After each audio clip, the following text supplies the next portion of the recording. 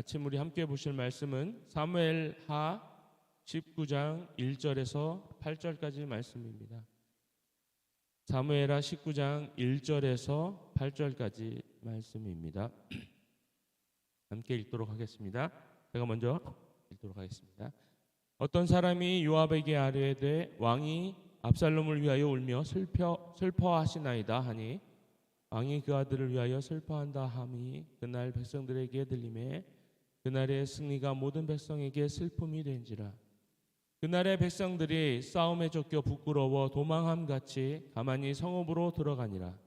왕이 그의 얼굴을 가리고 큰 소리로 부르되 내 아들 압살롬아 압살롬아 내 아들 내 아들아 하니 요압이 집에 들어가서 왕께 말씀드리되 왕께서 오늘 왕의 생명과 왕의 자녀의 생명과 처첩과 비빈들의 생명을 구한 모든 부하들의 얼굴을 부끄럽게 하시니 이는 왕께서 미워하시는 자를 사랑하시며 사랑하는 자를 미워하시고 오늘 지휘관과 부하들을 열심히 나타내심이니라.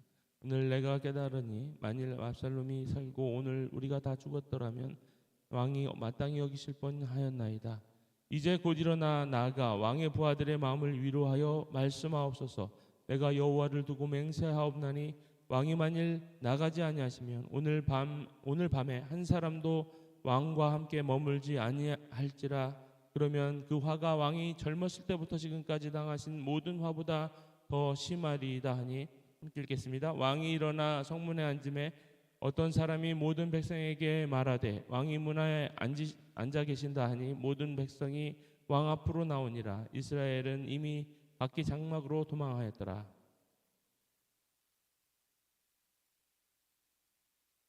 그 아비의 마음, 어머니의 마음, 부모의 마음은 이 땅에서 하나님의 사랑과 가장 닮아 있는 마음이라고 해도 부정할 수 없을 것입니다.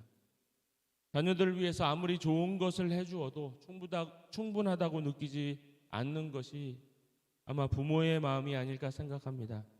세상에서 유일하게 나를 밟고 나보다 더 성장하기를 바라는 존재, 나를 밑거름으로 삼아 나보다 더 위대한 사람이 되기를 바라는 존재가 부모들에게는 자녀들일 것입니다.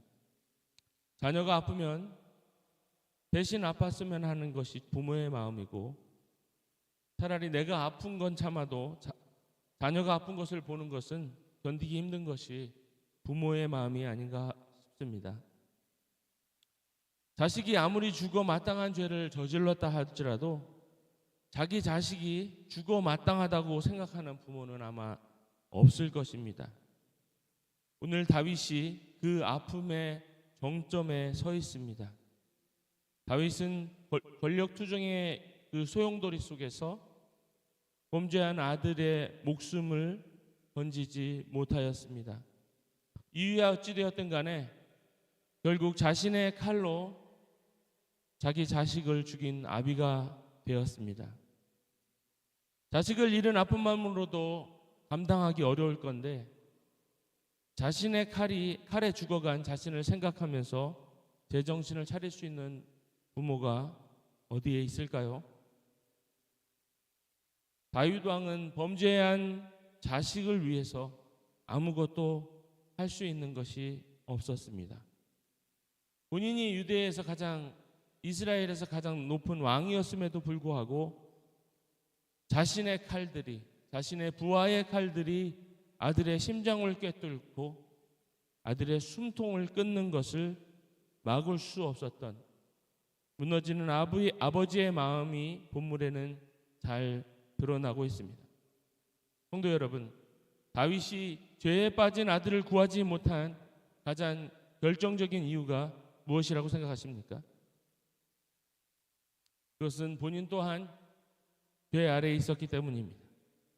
자기에서부터 시작된 죄악의 씨앗이 아들 압살롬에 의하여서 또 다른 죄의 열매를 거두게 되는 결과를 나타낸 것입니다. 다윗은 그럼에도 불구하고 왕이었습니다. 그는 왕이기 때문에 죄를 지은 아들을 살릴 수 있었을 것 같지만 오히려 그가 왕이었기 때문에 자신에게 반역한 아들을 죽이게 되는 결과를 낳게 되었습니다. 왕으로는 승하였으나 아비로서는 지옥과 같은 순간을 맞이하고 있습니다. 이미 권력에 충견이 된 요압에게 있어서 다른 것은 이제 보이지 않았을 것입니다. 그의 눈에는 아들을 잃고 슬픔에 빠져 있는 다윗 왕의 그 무능력한 모습을 참을 수가 없었을 것입니다. 요압은 자신의 군주인 다윗을 더 이상 존경하지 않는 것 같습니다. 충원을 가장한 협박과 같은 그 조언에는 왕을 향한 어떠한 존경도 찾아볼 수 없습니다. 아들을 자신의 손으로 죽이고 절망의 가운데 빠져있는 아비를 향해서 당신의 아들을 죽인 그 칼을 지금 저버릴 셈이냐고 겁박을 하고 있습니다. 아들을 죽인 것은 어쩔 수 없는 일이었다라고 인정하고 당신의 아들을 죽인 자들에게 상을 주어야 한다고 겁박하고 있습니다. 그러면서 다윗을 모욕하고 협박하고 있습니다. 6절과 7절의 말씀을 보면 다윗의 아들이 살고 우리가 모두 죽었어야 속이 시원했겠냐고 한심한 어투로 쏘아붙이고 있는 것 같습니다. 더 나아가서 내일까지 그 꼬라지로 계속 있으면 당신을 따르는 모든 사람들이 당신에게 등을 돌리게 될 것이라고 협박하고 있는 것 같습니다. 그렇다면 지금까지 당신의 당한 고난의 몇 배가 당신 위에 덮칠 것이라고 협박하고 있습니다. 그들뿐만 아니라 자신 또한도 가만히 있지는 않을 것이라고 협박하고 있습니다. 어떻게든 다윗은 이 비극의 서사 가운데 있는 자신을 일깨워서 왕으로 다시 일어나야 하는 것이 맞는 이야기입니다. 그러나 그 다윗을 일깨운 것은 제가 볼 때는 요압의 충심이 아니라 이미 권력의 눈에 먼 요압에게 또 다른 기회를 주어서 나라를 통째로 혼란에 빠뜨리는 것이 걱정이 되었던 다윗이 다시 일어난 것이 아닌가 하는 생각이 듭니다. 오늘 본문을 보면서 아들을 잃은 슬픔에 빠져 헤어나지 못하는 다윗을 보면서 그의 아비된 마음을 다시 한번 헤아려 보게 됩니다. 자식은 비록 죽을 죄를 지었지만 그가 죽는 것을 원하지 않았던 아비의 마음은 마치 죄로 인해서 멸망을 당할 수밖에 없는 우리를 보는 하나님의 마음과 닮아 있는 것 같지 않습니까? 그러나 다윗은 죽을 죄를 지은 아들을 살리지 못했습니다. 아니 살리기는커녕 자신의 칼에 살해되는 것을 막지 못하는 비운의 아버지가 되었습니다. 그러나 우리 아버지 하나님은 어떻습니까? 죄로 인해서 죽게 된 우리들을 하나님께서는 불쌍히 여기셨습니다. 죄로 인해 죽는 길 외에는 다른 길이 도무지 보이지 않는 우리들을 전능하신 하나님께서는 그 자녀들을 죽도록 내버려 두지 않았습니다. 왜냐하면 그분은 우리의 아버지가 되셨기 때문입니다. 하나님과 본체이신 성자 하나님께서 친히 자신의 몸을 희생제물로 삼으시고 죽으시고 부활하심으로 죄로 죽게 된 자녀들에게 예수께서 친히 살 길이 되시고 생명길이 되셨습니다. 자녀가 죽게 되었을 때라도 어떻게든 살리고 싶어 했던 아버지의 마음은 다윗도 하나님과 같은 마음이었을 것입니다. 그러나 다윗은 죄로 죽을 아들을 구하지 못했습니다. 다윗은 이 긴 고통의 터널을 지나면서 깨닫게 되었을 것입니다. 죄의 권세 아래에 있는 삶의 처참함을 다시 한번 느꼈을 것입니다. 세상의 권세를 다 가진 왕이라 할지라도 죄 아래서 오로지 처참함밖에는 도무지 다른 것을 거둘 수 없는 사망의 열매만이 가득한 이 절망의 정원에서 빠져나올 수 없다는 것을 뼈저리게 느꼈을 것입니다. 그 긴 고통의 시간을 딛고 일어나서 다윗은 참된 소망을 노래하게 되는데요. 시편 32편 1편에서 3편까지의 말씀입니다. 제가 읽도록 하겠습니다. 허물에 사함을 받고 자신의 죄가 가려진 자는 복이 있도다. 마음에 간사함이 없고 여호와께 정죄를 당하지 아니하는 자는 복이 있도다. 내가 입을 열지 아니할 때에 종일 신음으로 내 뼈가 쇠하였도다. 여기서 입을 열지 않았다는 이 표현은 다른 번역본에 보면 이 자신의 죄에 대해서 침묵했다는 것을 의미하고 있습니다.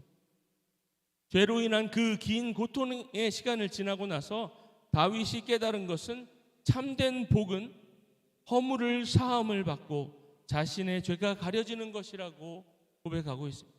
하나님께서 정죄하지 않는, 하나님께 정죄당하지 않는 자가 복이 있다는 것을 알게 되었습니다. 이것은 다윗 자신이 왕이라 할지라도 자신의 힘으로 할 수 없는 것이었습니다. 그는 이 일로 오직 하나님만이 하실 수 있다는 것을 분명히 깨달았을 것입니다.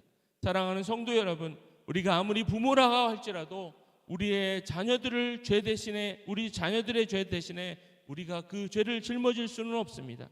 왜냐하면 우리도 하나님의 은혜로 죄를 가려진 복을 받았을 뿐이기 때문입니다. 그러나 우리 아버지 하나님께서는 그 자녀들을 죄로 인해 죽는 것을 다윗처럼 무기력하게 보고 있지만은 않으신 분이십니다. 하나님은 우리를 구원하시고 또 남는 능력이 있으신 전능하신 하나님이시기 때문입니다. 주님은 주홍빛 같은 우리의 죄를 다 속하시고도 남을 만큼 고귀하신 분이셨습니다. 그리고 친히 자신을 희생제물로 바치시고 그 자녀들을 구하기 위해 자신을 내던지실 만큼 극진하신 사랑 그 자체이신 분이셨습니다. 그리고 우리의 죄를 가려해 주셨습니다. 우리의 죄를 정죄하지 않기로 하셨습니다. 바로 예수 그리스도의 보혈로 인함이기 때문입니다.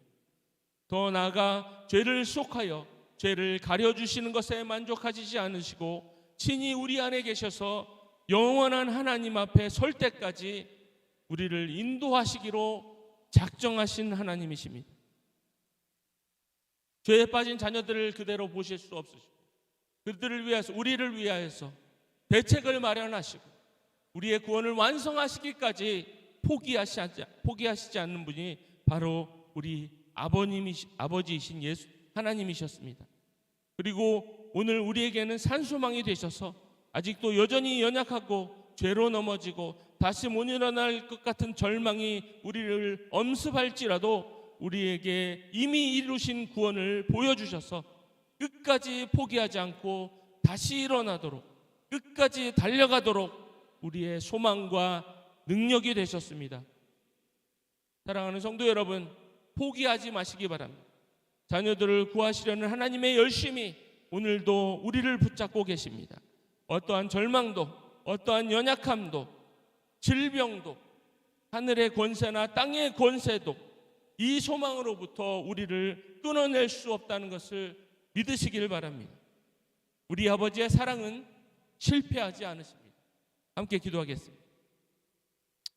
사랑해 주님 감사합니다. 이 아침에 우리를 극진하게 사랑하셨던 우리 아버지 하나님의 사랑을 다시 한번 기억하게 하여 주심을 감사를 드립니다.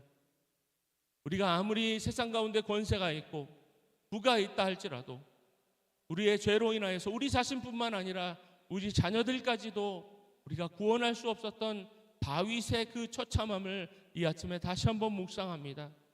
그러나 우리 하나님께서는 우리를 구원하시기로 작정하시고 그 구원을 이루시고 완성하기까지 우리를 포기하시지 않으신 하나님이심을 이 아침에 다시 한번 바라보기를 원합니다.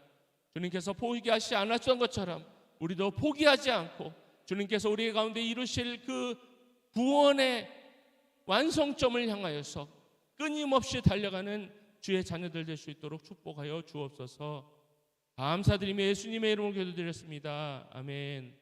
하늘에 계신 우리 아버지여, 이름이 거룩히 여김을 받으시오며 나라의 임하시며 뜻이 하늘에서 이루어진 것 같이 땅에서도 이루어지리. 오늘날 우리에게 일용할 양식을 주옵시고 우리가 우리에게 죄 지은 자를 사하여 준 것 같이 우리 죄를 사하여 주옵시고 우리를 시험에 들지 말게 하옵시며 다만 악에서 구하옵소서. 나라와 권세와 영광이 아버지께 영원히 있사옵나이다.